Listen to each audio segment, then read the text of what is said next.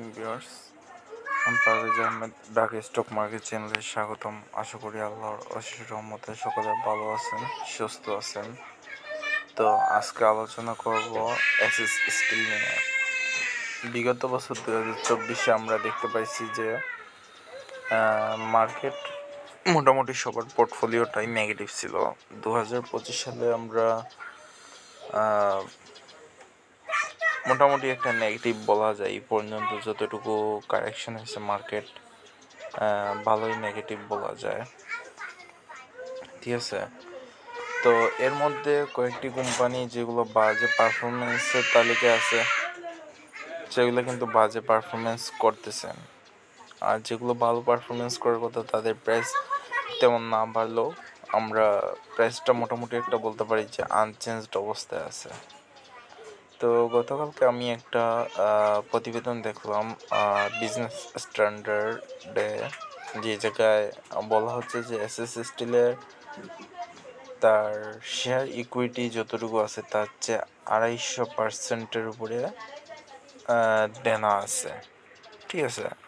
তো মনে করেন কারো কাছে এই কোম্পানিটির যদি মালিকানা থাকে 1 টাকা, তার বিপরীতে আছে 2.5 টাকা পাওনাদার।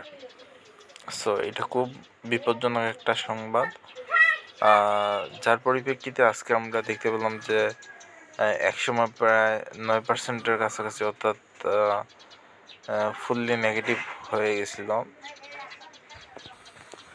এখন আবার দেখতেছি যে 6.5% মতো নেগেটিভ আছে বর্তমানে, অর্থাৎ 50 পয়সা কমছে। যদি মৌলভিত্তি ধরি তাহলে আমরা দেখতে পাবো যে এই স্টকটাতে পজিটিভ দেখানো হয়েছে, কিন্তু পজিটিভ যেরকম হওয়ার কথা সেরকম কিন্তু পজিটিভনেস আমরা দেখতে পাই নাই। সামান্য একটু ইপিএসে আমরা পজিটিভ দেখতে পাইছি বিগত বছরের তুলনায়। এবছর কিন্তু তারা যেহেতু ক্যাশ ডিভিডেন্ড 2% ডিক্লেয়ার করছে, কিন্তু পরবর্তীতে কিন্তু ক্যাশ ডিভিডেন্ড তারা দেয় নাই।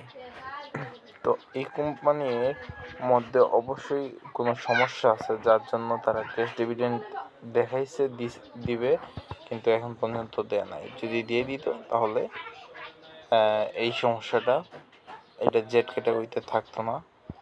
আর পরবর্তীতে আমি আলোচনা করব। তো আমি এখন আপনাদের সাথে টেকনিক্যাল আলোচনাটা করি।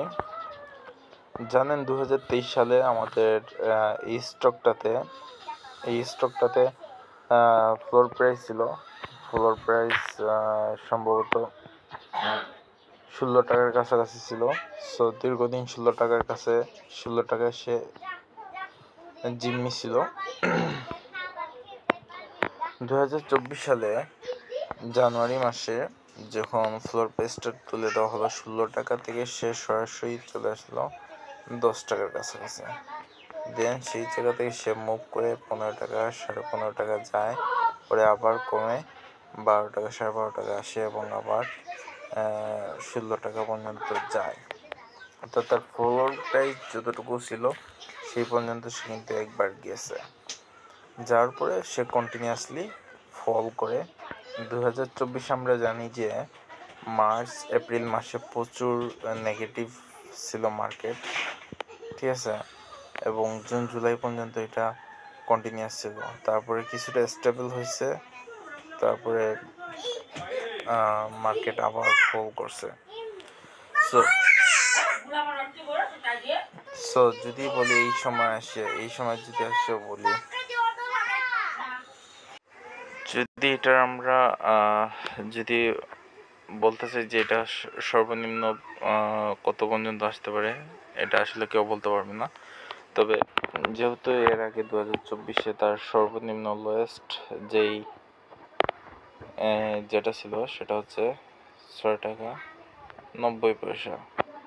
6 টাকা 90 পয়সা। টেকনিক্যাল চার্ট অনুযায়ী আমরা এটাকে আপাতত এটা সাপোর্ট হিসাবে আমরা ব্যবহার করতে পারি, ঠিক আছে।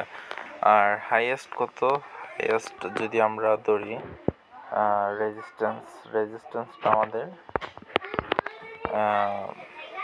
একটা রেজিস্ট্যান্স থাকবে এই লেভেলে, যদি কোম্পানিতে ভালো ইনফরমেশন আছে। 2 নম্বর রেজিস্ট্যান্সটা আমরা দেখতে পাই যে এই জায়গায় অনেক সময় আসিয়া সাপোর্ট নেয়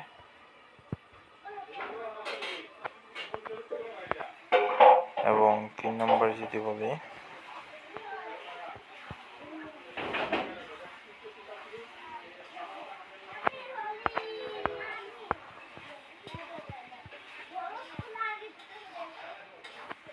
৳9 কাছাকাছি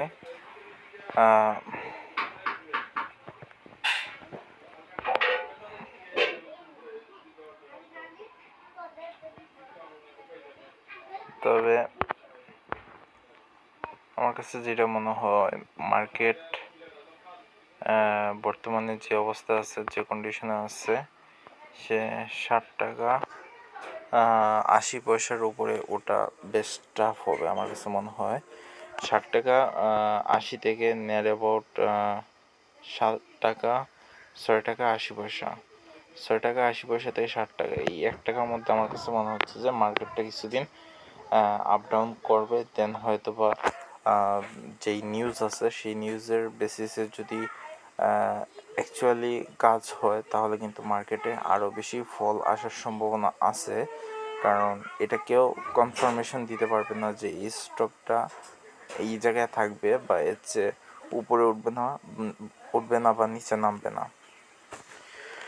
ঠিক আছে, তো এটা হচ্ছে এসএস স্টিল নিয়ে।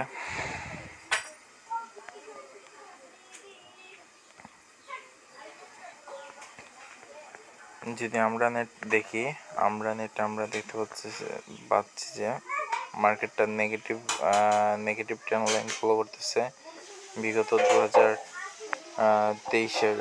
2023-এর মে থেকে market negative trend line follow করতেছে। বর্তমানে এটা ৳22 আছে, যেটা একসময় ৳100 কাছাকাছি ছিল। ঠিক আছে, তো এই জায়গায় আমি মনে করি একটা গেম খেলা হয়েছে জেনারেল ইনভেস্টরদের সাথে। তো আমরা দেখি যে 2024-এ তারা বেশ কিছু টাকা উঠাইছে। প্রতি 2টা শেয়ারের বিপরীতে একটা শেয়ার ইস্যু করছে ৳30 মূল্যে। তখন নিয়ার অ্যাবাউট 40-45-এর মতো প্রাইস ছিল আমরা নেটের।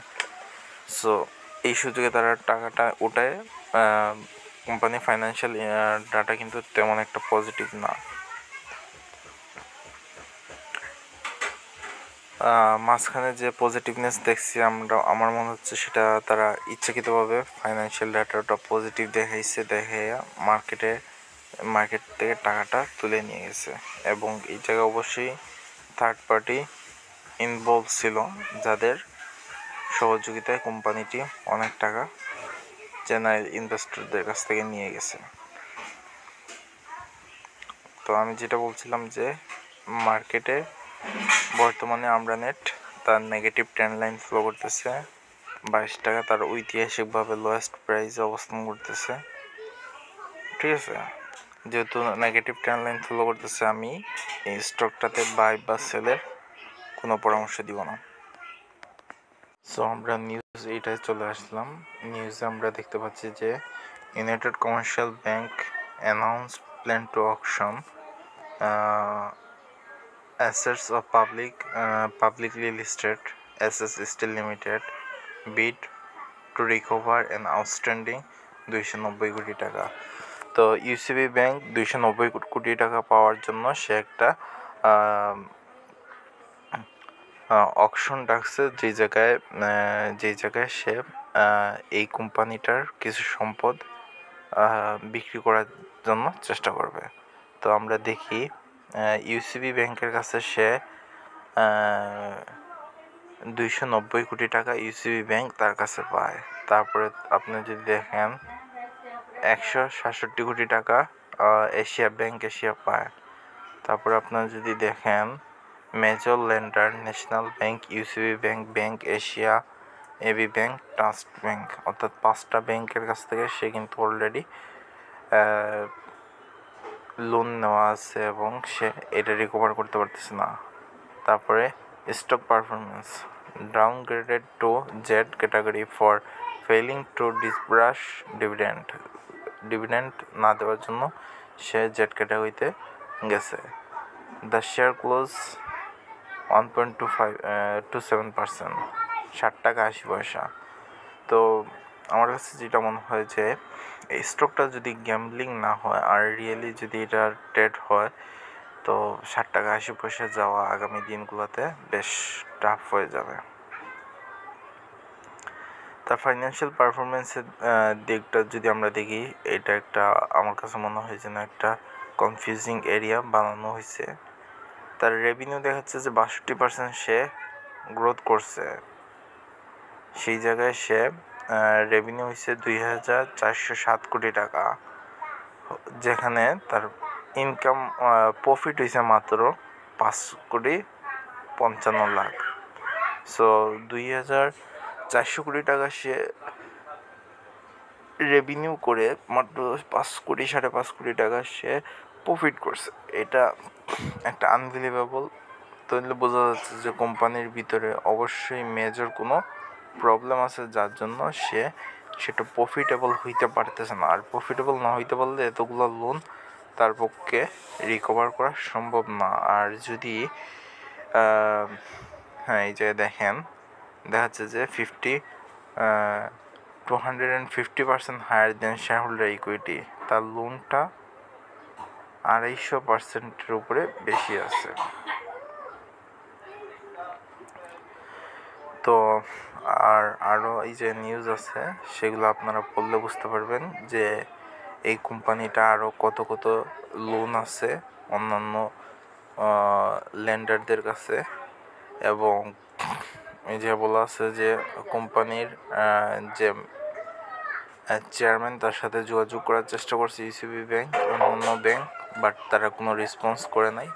সো এই অকশনটা হয়ে গেলে আমার মনে হয় এই শেয়ারের দাম অনেক কমার সম্ভাবনা।